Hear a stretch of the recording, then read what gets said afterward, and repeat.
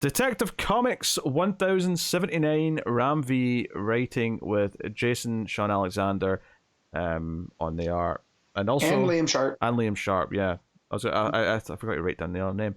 Gotcha. So yeah, this wraps up the current arc, which is the how do we rescue Batman from being hanged. And of course, the end of last issue, it seemed like they failed, and Batman, the noose was dropped, and off he went. So this is the issue where you're like, okay, but what's really going on? What's Selina's real plan? And sure enough, that's what this issue is. It's the reveal of what the plan was all along.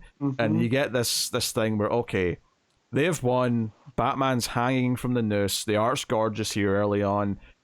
And the big turning moment comes when the woman, who we believe is Catwoman, who's with the Argams, says, "You keep calling me Selina Kyle. My name's Aiko." And you're like, wait a minute, what's she done? And then, because it sort of recaps where everyone is, it recaps where Cass and Freeze are, it recaps where Cheshire and Shoes are, and it's like recapping all these things and where Azrael is. And it's like, yeah, this part's meant to be the distraction, this part's meant to be that, but then it's like, no, that part was actually the distraction. This part had a very different purpose. And it turns out that when Selina broke in to see Bruce the night before, she used some poison to make him appear to be dead when the adrenaline kicked in, when the noose was dropped, but he's not actually dead. And Selina is actually dressed as one of the SWAT team from the van who are going to take him. So basically, and this, I love this, she phrased it this way, is that I'm not good at rescuing people, but what I am very good at is stealing things. So I stole Batman. That's perfect. That got me, 'cause all I kept thinking is, how's Selina going to get out of this jam, right? I mean, she talked about bluffing in the last issue.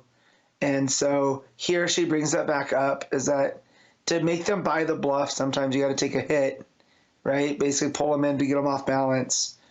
And that all comes, and then when you realize that's Aiko, not Selina, and Selina is pulling an Ocean's 11 and is with the SWAT team. Oh my God. I had the biggest, dumbest smile on my face reading this. Yeah, it was just a really satisfying conclusion. I think this was the perfect art to do double shipping with, because it was such a condensed, like, it's all taking place over like 5 minutes basically as they walk him up to the gallows and hang him. It's all taking place in that short span of time. So this was a perfect thing to get a quicker pacing with. Obviously, Freeze betrays Cass at a certain point because he doesn't really need the reality engine. And they predicted this. They knew he was going to betray them eventually. Yeah. It just didn't really matter by that point. But luckily, I think is it Cass that needs help, and then out comes the Question to help. This was like the wild card, because obviously Gordon spoke to Montoya and made her question how involved she was and all that. So we get that payoff as well, and that was super exciting to see. So all that stuff, really, really good. Yeah, it's Cass she's helping because all the free stuff's behind them. So it's very good, and it's like, okay, they've probably figured out that they've taken Batman and he's probably still alive at this point.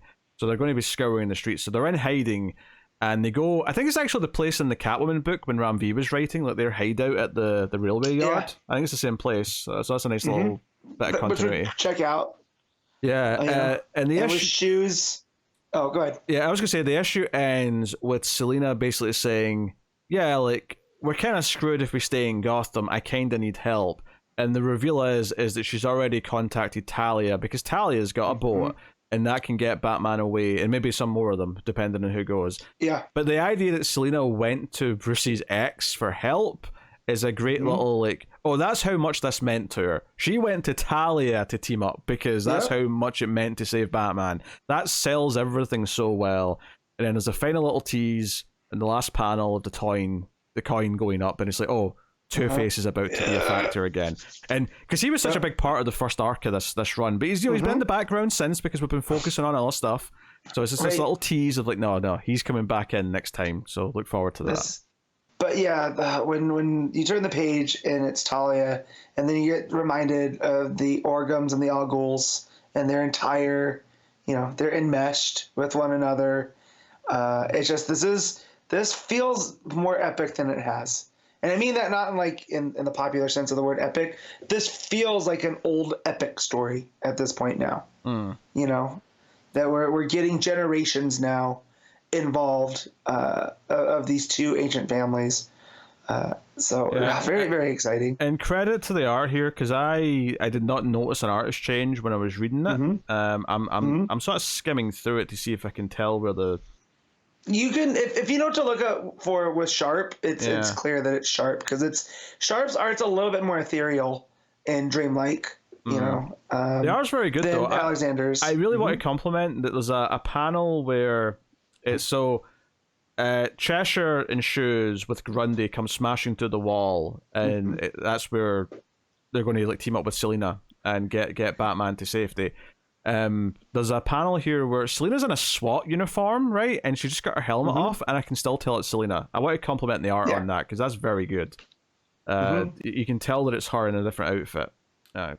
So that's really good. There's also a sweet moment between Shoes and Cheshire, because she's like, no, I'm not leaving you again. Like, you know, I'm not going anywhere. So, yeah. And even Selina refers to them as the Cheshires now at this point. Yeah. So I like that. Yeah. And I even just love the way all the bits sort of play off each other, because you've got Azrael fighting the wolf man. Yep. And then he's like, okay, I'm going to like turn my sword into flames. And you see this box of grenades. And then the very next page, you actually see back where the Batman was being hanged and where the crowd is, and you just see the explosion in the distance. I love that sense of geography of like, okay, that's happening over there, and now that's catching their attention, and now this is the distraction. Like, I loved the sense of all the different elements all playing off of each other, because it really felt like it was well orchestrated in that sense. And it's right after that where Aiko confesses she's not Selina. Yeah. Also, when Azrael, Ramvi, you can tell is having fun writing Azrael's dialogue, because everything sounds like he's a maniac. When he's fighting the wolf, and he's like, and I didn't even have my sword of flame, and the art really comes through too, because the werewolf guy turns back into his regular form, and he looks terrified.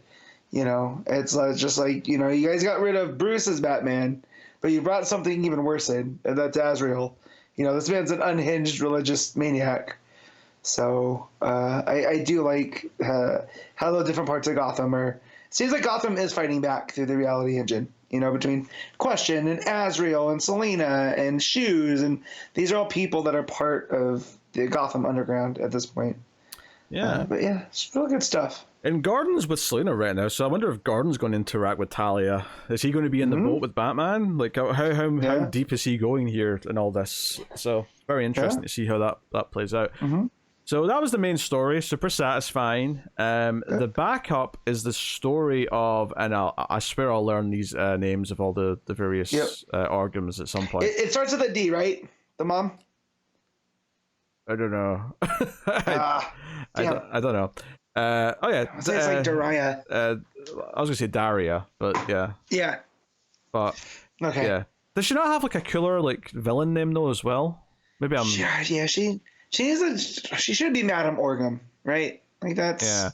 But that's where we're at. This is the story of her traveling to Gotham in the boat. So this is set a little bit in the past, and it's basically this idea that she poisoned the entire crew because some of them were assassins. Sent by Talia, and the captain's like, what are you talking about? I've worked with these men for years. And then immediately one of his crewmen are like, death to you in praise of the Al Ghuls. yeah. I also love how that plays in with Nightwing and the whole pirate culture, right? Where same thing happened. It was like, no one would betray, and then you turn around and someone on the crew is betraying the captain. I thought that was pretty funny. That made me laugh, yeah. I got a good chuckle out of that. And what was interesting though, to tie this into more Batman-y stuff, is that, you know, the story ends with Mummy Orgum here going out and looking at Gotham. You know, she's almost in the Titanic spot of the ship where she's like, I'm the queen of the world kind of thing.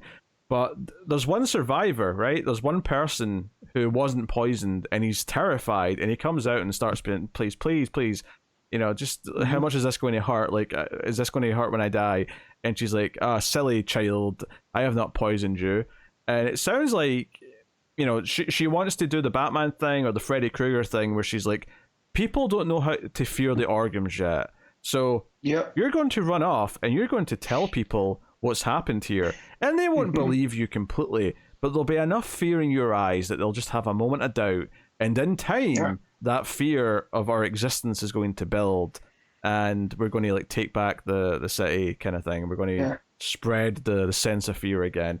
So it is interesting having villains that are trying to do that when that's fundamentally what Batman also did to the criminals back in the day. So yeah, but because he learned from the Al Ghuls, at least my headcanon is he learned that from the Al Ghuls. Oh, yeah, learned from a lot of people in training. Yeah, so he uses the villains. He's using the villain tactics against them. That's the one thing I always did love about Batman. But yeah, this was. I'm really liking the Orgums. They have really brought a whole thing where I can see how the Ra's al Ghul, how what he stands for versus what they stand for. They're opposite sides of the same coin. And it's just Ram V and Dan Waters with this have really built a backstory with them that they haven't been with us for a year and a half. When did the Orgum stuff start? Was it that long ago? Oh, I don't remember. Don't ask me to timeline things, Matt. Yeah, so they feel very well developed over this relatively short amount of time. Yeah, plus the idea that they are so arrogant, like there is a satisfaction you'll get when they eventually fear the Batman. Because right now they don't. They're too arrogant to think they need to fear him. But the time will come when they do, and that'll be very satisfying to behold. So that is Detective Comics. Matt, what are you giving Detective? I'm giving this a 8.5. Yeah, I think I might even go a nudge higher and say 9. I think I've loved this arc. It caps it off. I think it's going to read even better when you can just sit and read the whole thing, back to back. Which I guess you can do now if you've got all the issues. But you know what I mean. Now that it's all out, I think just reading through it would be a great experience.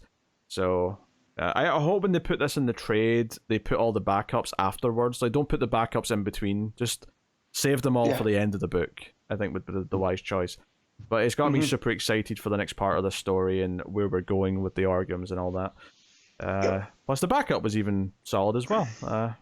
They pretty much have been since Ram V took over. I really liked all the Two-Face stuff. Yeah, they mostly have. There's only been one or two that I haven't read or wanted to read, but most of them have been definitely far more appealing than most backups tend to be.